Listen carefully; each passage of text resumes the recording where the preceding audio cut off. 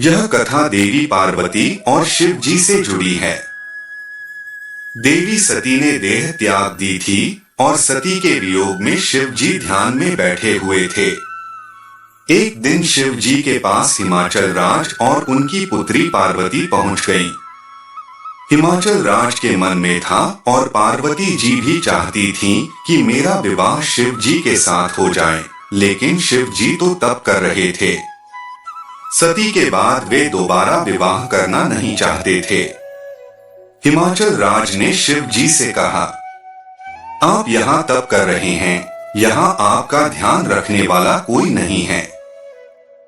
मैं चाहता हूँ कि मेरी पुत्री पार्वती यहाँ रहकर आपकी सेवा करे। शिव जी ने हिमालय राज से कहा, मुझे इस बात की जरूरत नहीं है।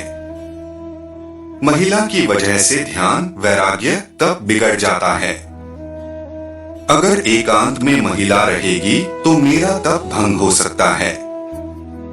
इसलिए आप मुझे क्षमा करें और अपनी पुत्री को यहाँ से ले जाइए। हिमालय राज और शिव जी की बातें देवी पार्वती बहुत ध्यान से सुन रही थीं। और दोनों लोगों की बात सुनकर पार्वती जी ने शिव से पूछा कि आप कह रहे हैं कि आप तप कर रहे हैं, तो जब आप तप ही कर रहे हैं तो आपको ये आभास कैसे होगा कि ये शरीर महिला का है और ये शरीर पुरुष का है? देवी पार्वती की ये बात सुनकर शिव जी हैरान हो गए, क्योंकि देवी ने बात बहुत बुद्धिमानी की कही थी।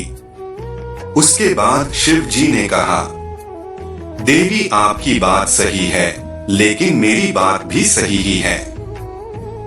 इसके बाद शिव जी ने हिमाचल राज से कहा कि आप चाहें तो समय समय पर कुछ देर के लिए देवी पार्वती यहाँ आ सकती हैं और यहाँ की व्यवस्था सुधार कर वापस लौट जाएं। इस कहानी में शिव जी और माता पार्वती जी ने समाज के लिए एक नई सीख दी है। इसे आगे ध्यान से सुनिए। इस कथा में शिव जी और पार्वती जी ने संदेश दिया है कि हमें अकेले में अपनी भावनाओं पर नियंत्रण रखना चाहिए। अकेलेपन में ही व्यक्ति की भावनाएं गलत दिशा में भटकती हैं, बुरे विचार जागते हैं। इसलिए एकांत में भावनाओं पर नियंत्रण रखें। जो लोग पूजा पाठ, तप और ध्यान करते हैं, उन्हें पूरी तरह एकाग्रता के साथ डूबकर ये काम करना चाहिए। तभी मन गलत दिशा में नहीं भटकेगा।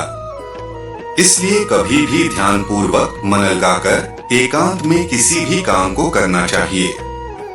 दोस्तों, आज के वीडियो में बस इतना ही। वीडियो अच्छी लगी तो चैनल को सब्सक्राइब कीजिए और लाइक कीजिए और शेयर कीजिए। कमेंट में लिखिए हर हर महादेव।